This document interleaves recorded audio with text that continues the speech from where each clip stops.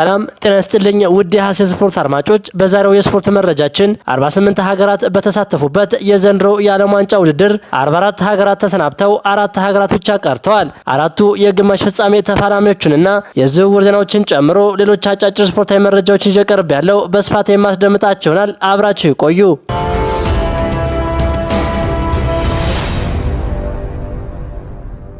በታሪክ ለመጀመሪያ ጊዜ 48 ሀገራት በተሳተፉበት የዘንድሮው የዓለም ዋንጫ ውድድር 44 ሀገራት ተሰናብተው 4 ሀገራት ብቻ ቀርተዋል። የ3 ጊዜ የመድረኩ ባለክብር አርጀንቲና፣ የ2 ጊዜ ሻምፒዮና ፈረንሳይ እንዲሁም በተመሳሳይ 1 ጊዜ ዋንጫውን ከፍ ማድረግ የቻሉት እንግሊዝና ስፔን ለሌላ ክብር ተቃርበዋል። በአሜሪካ ካናዳና ሜክሲኮ አስተናጋጅነት እየተካሄደ በሚገኘው የ2026ቱ የዓለም ዋንጫ ፈረንሳይ ከስፔን እንዲሁም እንግሊዝ ከአርጀንቲና በግማሽ ፍጻሜው ይገናኛሉ። ፈረንሳይ ሰሜን አፍሪካዊቷ ሀገር ሞሮኮን 2-0 በመርታት እንዲሁም ስፔን ቤልጂየምን 2-1 በማሸነፍ ግማሽ ፍጻሜውን መቀላቀላቸው ይታወሳል። ሁለቱ ብሔራዊ ቡድኖች ወደ ፍጻሜው ለማለፍ ዛሬ ምሽት በቴክሳስ ዳላስ ስታዲየም የሚያደርጉት ጨዋታ ከወዲሁ ይጠበቃል። በሌላ የግማሽ ፍጻሜ ጨዋታ አርጀንቲና ከእንግሊዝ ነገ ምሽት በአትላንታ ስታዲየም ይገናኛሉ።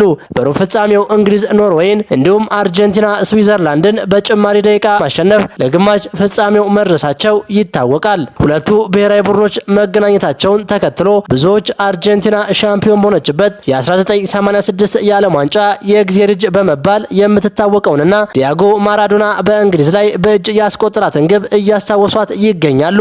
44 ሀገራት ተሰናብተው 4 ሀገራት በቀሩበት የዘንድሮው የዓለም ዋንጫ ማን ባለክብር ይሆናል የሚለው ከወዲሁ ተጠባቂ ነው።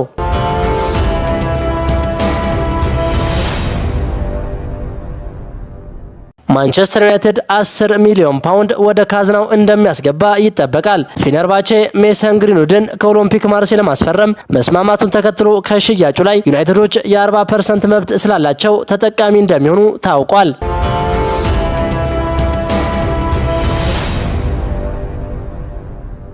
ማንቸስተር ዩናይትድ የማኑ ኮኔን ዝውውር ለማጠናቀቅ ከሮማ ጋር ቀጥተኛ ንግግር ጀምሯል። የተጫዋቹ የዝውውር ዋጋ በ55 ሚሊዮን ዩሮ አካባቢ የሚገመት ሲሆን ክለቡ የመጀመሪያውን ይፋዊ ጥያቄ ለማቅረብ ተዘጋጅቷል ሲል ፋብሪዚዮ ሮማኖ ዘግቧል።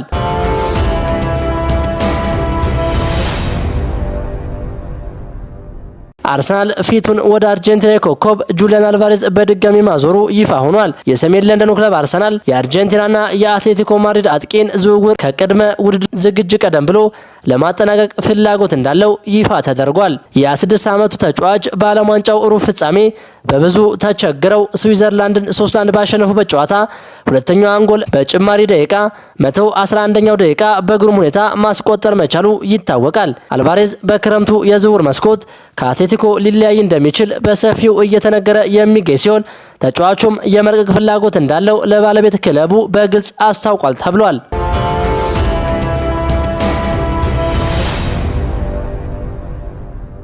ማንቸስተር ዩናይትድ ቤልጂየማዊውን የአስቶን ቪላ አማካኝ ዩሪ ቴሌማንስን ለማስፈረም ከስምምነት ደርሷል። ማንቸስተር ዩናይትድ ለተጫዋቹ ዝውውር 41 ሚሊዮን ዩሮ የዝውውር ሂሳብ የሚከፍል ሲሆን በሁለቱ ክለቦች እንዲሁም በተጫዋቹ መሃል ሙሉ በሙሉ ስምምነት መድረስ ተችሏል። ማንቸስተር ዩናይትድ የክለቡን ሶስተኛ ተጫዋች የግሉ ለማድረግ ከስምምነት የደረሰ ሲሆን የኤንደርሰን ዝውውር ሙሉ በሙሉ ተቋርጧል ሲል ፋብሪዚዮ ሮማኖ ገልጿል።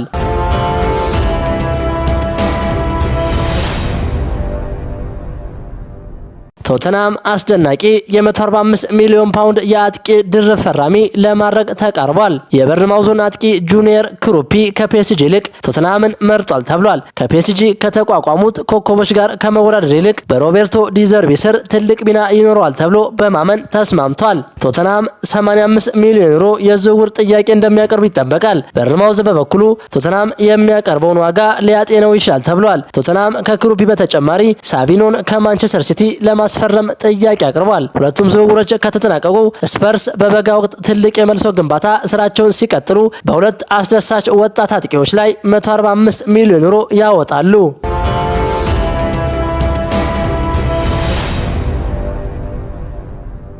ቼልሲ ጋርናቾን በ50 ሚሊዮን ፓውንድ ለመሸጥ ተዘጋጅቷል። የአሌሃንድሮ ጋርናቾና የቼልሲ ቆይታ ባልተጠበቀ ፍጥነት ወደ ስንብት እያመራ መሆኑን የሚያሳዩ ትኩስ መረጃዎች ወጥተዋል። ሰማያዎቹ በዚህ የክረምት የዝውውር መስኮት አርጀንቲናዊውን ወጣት አሳልፈው ለመስጠት ፈቃደኛ መሆናቸውን ያሳዩ ሲሆን ለተጫዋቹ ሽያጭም 50 ሚሊዮን ፓውንድ የመነሻ ዋጋ ቆርጠዋል። ቼልሲ ተጫዋቹን ለገበያ ማቅረቡንና የ50 ሚሊዮን ፓውንድ ተመን መቁረጡን ተከትሎ ከዚህ ቀደም ተጫዋቹ ቀርቦለታል የተባለው አርሰናልና ሌሎች ታላላቅ ክለቦች ዝውውሩን ለመጠቅለል ከፍተኛ እንቅስቃሴ ሊያደርጉ እንደሚችሉ ይጠበቃል። ይህ ወጣት የክንፍ መስመር ተጫዋች በቀጣዮቹ ሳምንታት ለንደንን ለቆ መድረሻውን የት እንደሚያደርግ የዝውውር መስኮቱ ትልቅ መነጋገሪያ ጉዳይ ሆኗል።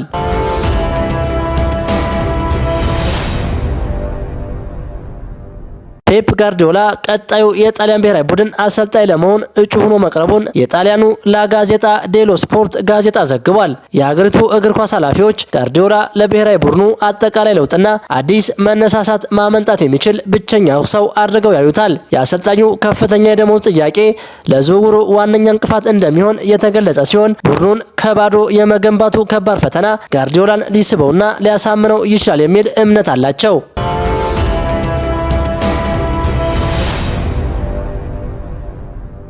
ማንቸስተር ዩናይትድ ብራዚላዊውን የመሃል ሜዳ ተጫዋች አንድሬ ሳንቶስን ከቼልሲ ማስፈረሙን ይፋ አድርጓል። ማንቸስተር ዩናይትድ 48 ሚሊዮን ፓውንድ እና እየታየ የሚጨመር 2 ሚሊዮን ፓውንድ ለዝውውሩ ወጪ ማድረጉ ተገልጿል። በተጨማሪም የቀድሞ ክለቡ ቼልሲ ከተጫዋቹ የወደፊት ሽያጭ 10% እንደሚያገኝ በዝውውር ውሉ ላይ ተመላክቷል። የ22 ዓመቱ ተጫዋች በማንቸስተር ዩናይትድ ቤት እስከ 2031 የሚያቆየውን ውል ተፈራርሟል። አንድሬ ሳንቶስ በፈረንጆቹ 2023 ከሀገሩ ክለብ ቫስኮ ደጋማ የምዕራብ ለንደኑን ክለብ ቼልሲ በ10.2 ሚሊዮን ፓውንድ መቀላቀሉ ይታወሳል።